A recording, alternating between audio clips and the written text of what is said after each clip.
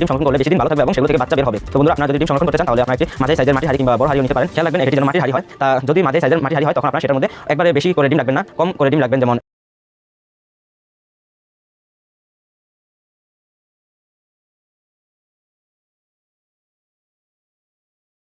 মাটির হাঁড়ি কিংবা বড় হাঁড়িও নিতে পারেন। খেয়াল রাখবেন এটি যেন মাটির হাঁড়ি হয়। তা যদি মাঝারি সাইজের মাটির হাঁড়ি হয় তখন আপনারা সেটার মধ্যে একবারে বেশি করে ডিম রাখবেন না, কম করে ডিম রাখবেন। যেমন একটি মাঝারি সাইজের হাঁড়ির মধ্যে 10 থেকে 15টি ডিম রাখলে ভালো হবে। একটার উপরে একটা যেন কোনো চাপ না পড়ে সে ব্যবস্থা করে আপনারা রাখবেন। আর আপনাদের একটি কথা খেয়াল রাখতে হবে যে ডিমের দুইটি সাইড রয়েছে, একটি চিকন একটি মোটা বা একটি চোখা বা একটি গোলাকার। তো যে চোখা সাইড রয়েছে সেটা আপনারা নিচ দিকে করে দিবেন এবং যে গোলাকার সাইড রয়েছে সেটা আপনারা উপর দিকে করে দিবেন। আর আপনারা এই ডিমগুলো দিনে দুইবার করে নাড়াচাড়া করে দিবেন যেন এক জায়গায় স্থিরভাবে বসে না থাকতে পারে। যদি এক জায়গায় স্থিরভাবে বসে থাকে তাহলে ভিতরে সাদা অংশটা ডিমের যে খোসা থাকে সেটার সাথে লেগে থাকবে, তো পরে সেই ডিমগুলো থেকে বাচ্চা বের হবে না বা সেই ডিমগুলো নষ্ট হয়ে যাবে। আর আপনারা এই ডিমগুলো চেষ্টা করবেন একটু ঠান্ডা জায়গায় রাখার জন্য, যেমন হাতের নিচে কিংবা মাটির উপরে বা যে রুমে আপনাদের ফ্যান চলে সর্বক্ষণ সেই রুমে আপনারা এই ডিমগুলো রাখতে পারবেন। আপনারা চেষ্টা করবেন একটু ভালো, যেমন যেখানে ঠান্ডা আবহাওয়া বা বাতাস আসে সেখানে আপনারা রাখার চেষ্টা করবেন। আর এই ডিমগুলো যদি আপনারা এভাবে রাখেন তাহলে আপনারা সর্বোচ্চ 10 থেকে 15 দিন কিংবা যদি বেশি গরম হয় তাহলে আপনারা 8 থেকে 9 দিন কিংবা 10 দিন সংরক্ষণ করে রাখতে পারেন। কিন্তু এগুলো থেকে সুন্দরভাবে বাচ্চা বের হবে। যদি আপনারা এতে বেশি গরম কিন্তু অনেকদিন রাখেন তখন কিন্তু ডিমগুলো নষ্ট হওয়ার সম্ভাবনা থাকে বা সেগুলো থেকে পরবর্তীতে বাচ্চা বের হবে না। তো এখন কথা বলবো কত ডিগ্রি সেলসিয়াসে ডিম রাখলে ডিমগুলো ভালো থাকবে। আমরা সাধারণত ইনকিউবেটর যখন ডিম ফুটাই তখন দেখা যায় 36.5 ডিগ্রি সেলসিয়াস দিয়ে কিন্তু ডিম ফুটাই। আর আমরা যখন ডিমগুলোকে সংরক্ষণ করব তখন আমরা 35 ডিগ্রি সেলসিয়াসের মধ্যে ডিম রেখে তারপর সংরক্ষণ করব। যদি এতে বেশি গরম কিংবা এতে বেশি তাপমাত্রা দিয়ে সংরক্ষণ করি তখন সেই ডিমগুলোতে ব্রণ এসে যাবে। পরবর্তীতে সেই ডিমগুলো যদি অনেকদিন সংরক্ষণ করার প্রয়োজন হয় তখন সেই ডিমগুলো শুকিয়ে যাবে বা ব্রণটা নষ্ট হয়ে যাবে, তখন সেই ডিমগুলো থেকে বাচ্চা হবে না। আপনারা চেষ্টা করবেন ডিমগুলোকে ঠান্ডা জায়গায় রাখার জন্য। আবার অনেকে বলেন যে ভাই ফ্রিজে রেখে কি ডিমগুলোকে সংরক্ষণ করা যাবে? হ্যাঁ, ফ্রিজে 20 দিন রেখে সংরক্ষণ করতে পারবেন। তো অনেকে বলবেন এটা আবার কিভাবে? আপনাদের সবার বাসায় কম বেশি ফ্রিজ রয়েছে। ফ্রিজে যে নরমাল রয়েছে সেই নরমালের মধ্যে রাখবেন, একটি ঢাকনাওয়ালা বক্সের মধ্যে করে ডিমগুলোকে ভালোভাবে বসিয়ে তারপর ঢাকনা দিয়ে আটকে নরমালের মধ্যে রেখে দিবেন। আপনারা ডিপে রাখবেন না, ডিপে রাখলে